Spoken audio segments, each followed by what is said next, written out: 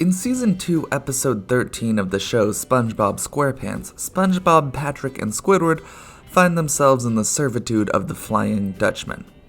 After insulting the Dutchman's decor, whoever told you that hanging oil lamps next to hardwood paneling was a good idea? Oh, now what? I suppose you're gonna show me. Oh. Squidward Tentacles finds himself in the Fly of Despair. Would anyone else like to enter the Fly of Despair?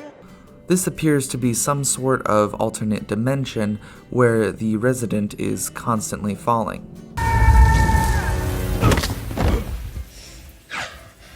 I have been falling for 30 minutes! The occupant is surrounded by a menagerie of nightmare fuel, including but not limited to a venomous snake crawling out of a human skull, a hybrid of a sea anemone and a bottle of hot sauce you would find at a gas station, and a disgusting, veiny, purple demon baby. If you found yourself in the ill graces of the Flying Dutchman and were sent to the Fly of Despair, how long could you survive?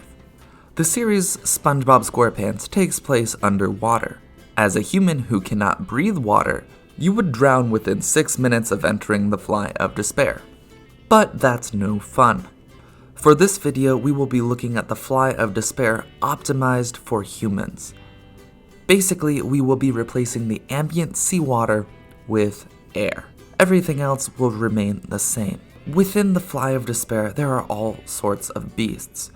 These beasts look dangerous, but when Squidward eventually leaves the Fly of Despair, while visibly traumatized, he appears physically unharmed. This means there's an alternative food source for these creatures. Otherwise, they would have helped themselves to some calamari during Squidward's visit. During said visit, Squidward falls through a field of spaghetti and meatballs. This is presumably where the inhabitants of the Fly get their food from. The source of water is unclear, except that they are underwater. But remember, this is the version optimized for humans, so we will be assuming there is an alternative water source. Let's get back to how to survive. Assuming we could grab onto the reoccurring fields of spaghetti and meatballs, we could satisfy our hunger needs. By watching where the creatures get their water from, we could prevent ourselves from dying of dehydration. That said, eating nothing but spaghetti and meatballs cannot be healthy, but the sauce does contain vitamin C, so at least you won't get scurvy, the most nautical of nutritional ailments. Fruit prevents scurvy! In addition, there's protein from the meatballs and carbs from the spaghetti, so there is a decent amount of nutrition available. That said, I am not a nutritionist, and if any of you would like to discuss the nutritional value of eating nothing but spaghetti and meatballs, I encourage you to do so down in the comments. For the sake of this scenario, I'm going to assume nutritional and caloric needs will be met by the spaghetti.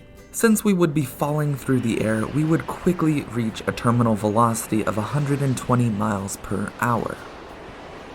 You would essentially be skydiving without a parachute.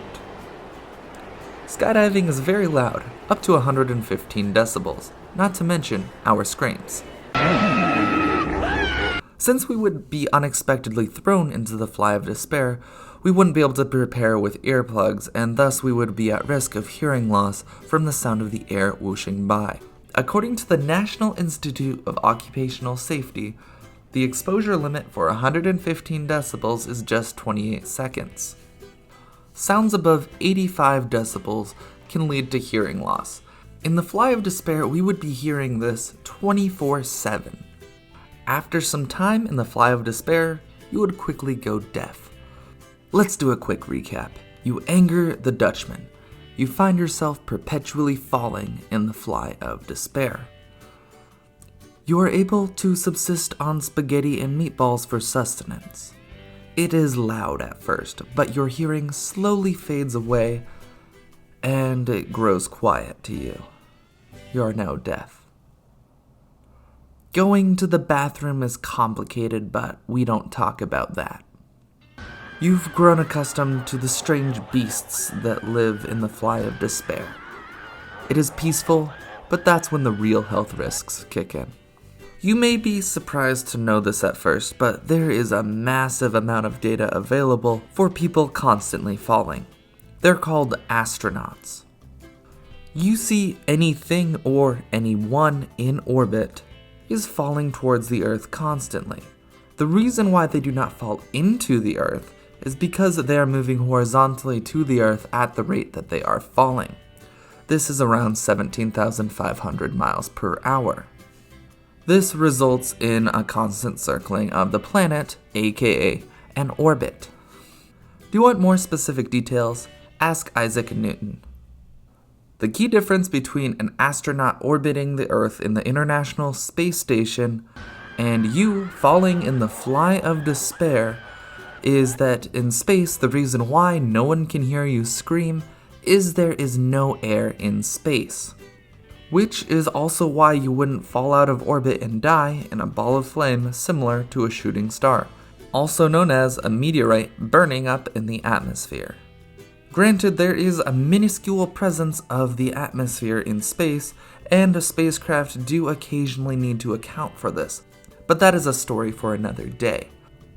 Anyway, in the Fly of Despair, you can definitely be heard screaming, and this is actually a leading factor in how you'll survive. 1, you need air to live. 2, we'll get to in a second. Individuals living in a microgravity environment face numerous challenges. The most relevant challenge of living in a microgravity environment is weightlessness. Gravity may be a drag and all, and ever since Isaac Newton invented it, we haven't been able to fly. But gravity does serve a very important purpose. We humans are adapted to live on Earth where there is gravity. Without it, our bones and muscles will quickly deteriorate.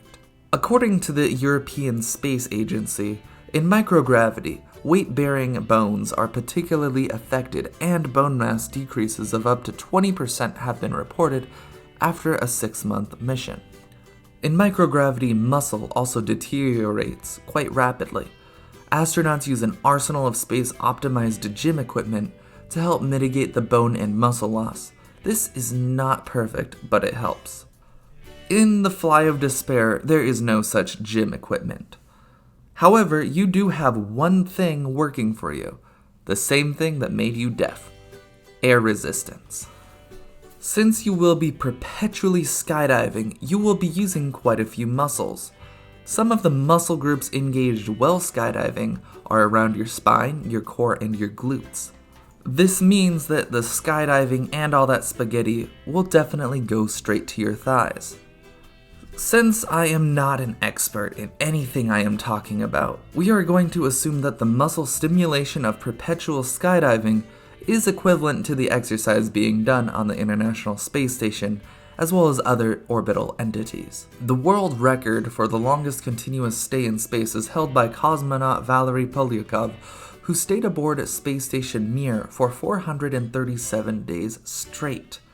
Upon his return to Earth, he was actually able to stand up and walk unassisted, albeit for only a few steps. This brings us around to the original question of how long you can survive in the Fly of Despair, assuming you did not immediately drown or die of fright. You could easily survive over a year in the Fly of Despair, until you slowly become malnourished from eating nothing but spaghetti and meatballs, and without feeling the pull of gravity, your muscles and bones would get weaker and weaker until they slowly disappeared. Oddly enough, this process would make you more and more like Squidward, as he is a cephalopod and does not have any bones. However, the final blow would likely come from crashing through the roof of your house, as humans cannot survive a fall from terminal velocity. And if your bones and muscles withered away, that certainly wouldn't help. Thank you so much for watching. If you like this video, consider liking this video, and subscribe for more Spongebob Mythbusting. Thank you so much, have a wonderful day.